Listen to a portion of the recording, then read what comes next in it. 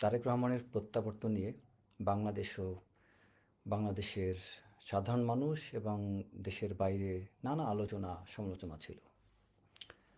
বিশেষ করে তিনি সত্যি ফিরে আসবেন কি না, তার উপর হওয়া দমন নিপীড়নের ব্যাপারে কিছু বলবেন কি না, কিংবা তার মা বেগম খালেদা জিয়ার বিরুদ্ধে শেখ হাসিনার সরকারের যে নীতি আহ, বা তার পলিসি বা তার যে দমন, নির্যাতন, জুলুম এত কিছু ছিল, এগুলো সমালোচনা করবেন কি না, শহীদ জিয়াকে কীভাবে তারেক রহমান স্মরণ করবেন, ইত্যাদি প্রশ্ন ঘুরপাক খাচ্ছিল।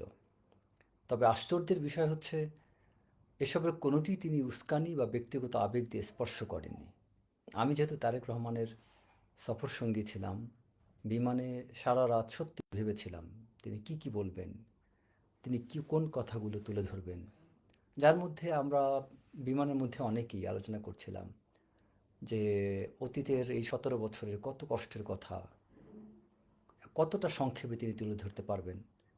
কিন্তু অদ্ভুত বিষয় হচ্ছে তিনি বাস্তবে তার কোনোটিতে যাননি। শেখ হাসিনা যেখানে রাজনৈতিক বক্তব্যে প্রায়ই নিজের পরিবার, পিতার মৃত্যু ও স্বজন হারার বেদনার কথা এমন বারবারভাবে তুলে ধরতেন, যা কখনো কখনো সাধারণ মানুষ থেকে শুরু করে তার নিজ দলের নেতাকর্মীদেরও বিব্রত করত। সেখানে তারেক রহমান 17 বছর পর দেশে ফিরে কোটি মানুষের সামনে কথা বলার সুযোগ পেয়েও সে পথে তিনি হাঁটেননি। তিনি বরং শুধু আল্লাহর প্রতি কৃতজ্ঞতা জানিয়েছেন, নবীর আদর্শে ন্যায়ভিত্তিক সমাজ গড়ার কথা বলেছেন, বা ন্যায় বিচার প্রতিষ্ঠা করার কথা বলেছেন, এবং দেশ গঠনে নিজস্ব পরিকল্পনা আছে বলে তিনি তা ব্যক্ত করেছেন।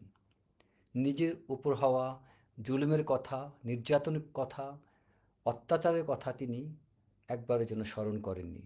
তিনি তার আপন ভাই কোকোর মৃত্যুর কথা স্মরণ করেননি, যেখানে শেখ হাসিনা কথায় কথায় স্বজন হারানোর কথা বলতেন।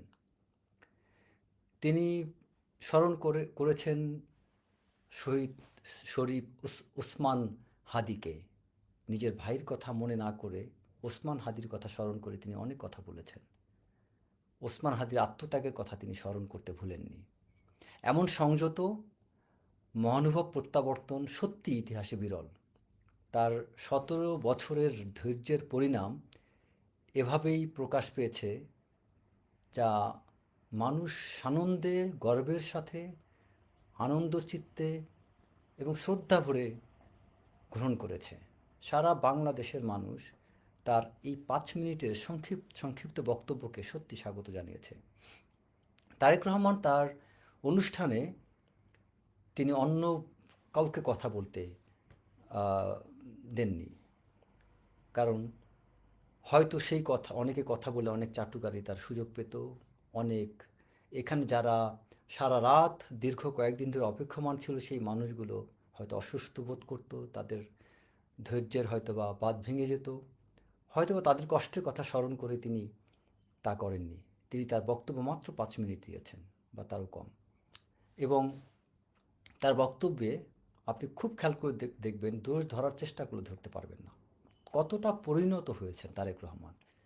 আমরা 17 বছর আগের সেই তারেক রহমান এবং আজকের তারেক রহমানের মধ্যে অনেক পার্থক্য পাই। আবার এটাও বলবো, 17 বছর আগে যে তিনি যোগ্য বা তিনি আহ, দক্ষ বা তিনি আহ, ভালো ছিলেন না তা নয়, তিনি তখনও যথেষ্ট যোগ্য ছিলেন, ভালো ছিলেন। কিন্তু দুঃখের বিষয়, প্রথম আলো, ডেইলি স্টার মতো পত্রিকা তাকে নিয়ে আজে বাজে মিথ্যা বিভ্রান্ত এ কারণেই ছড়িয়েছিল, কারণ তারেক রহমানের মধ্যে সম্ভাবনা ছিল। তার সেই সম্ভাবনাটাই তার জন্য কাল হয়ে দাঁড়িয়েছিল, যে কারণেই তার প্রতিপক্ষ তাকে লেভেলিং করেছে পরিকল্পিতভাবে। আজকে আপনারা খেয়াল করে দেখেন, এই তারেক রহমান আহ, যেভাবে আপনাদের সামনে দাঁড়িয়েছেন, অতীতে কি কখনো এভাবে দাঁড়িয়েছিলেন? তাহলে আমরা কিসের ভিত্তিতে তাকে জাজ করেছিলাম?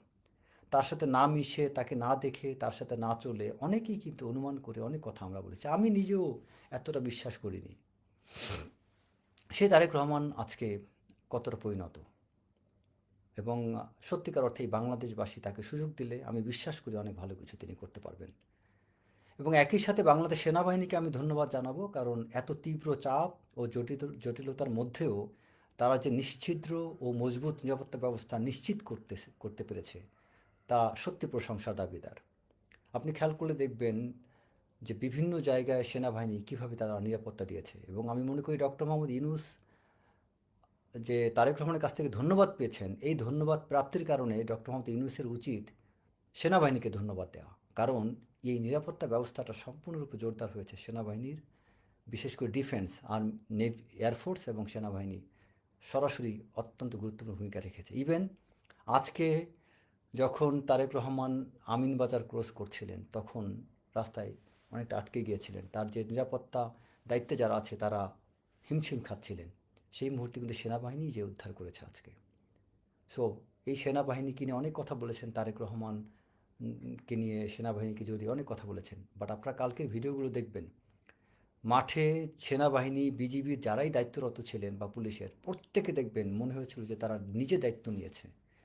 তারেক রহমানের প্রতি কত ভালোবাসা সে সেনা সদস্যরা দেখিয়েছে গতকালকে, একটু খেয়াল করে দেখবেন। তার মানে সেনাবাহিনীতে তারেক রহমান সম্পর্কে যথেষ্ট ভালোবাসা শ্রদ্ধা আছে।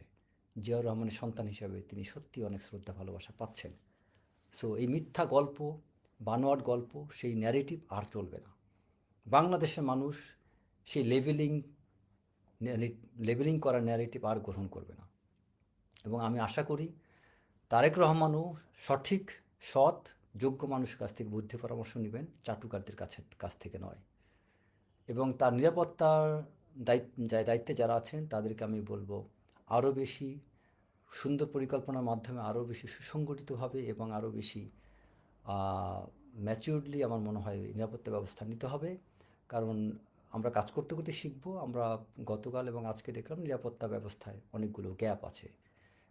এই গ্যাপগুলো আমি আশা করি তারা যদি একটু ভিডিওগুলো দেখেন, তারা নিজেরাই বুঝতে পারবেন কোথায় কোথায় ইমপ্রুভ করার সুযোগ আছে।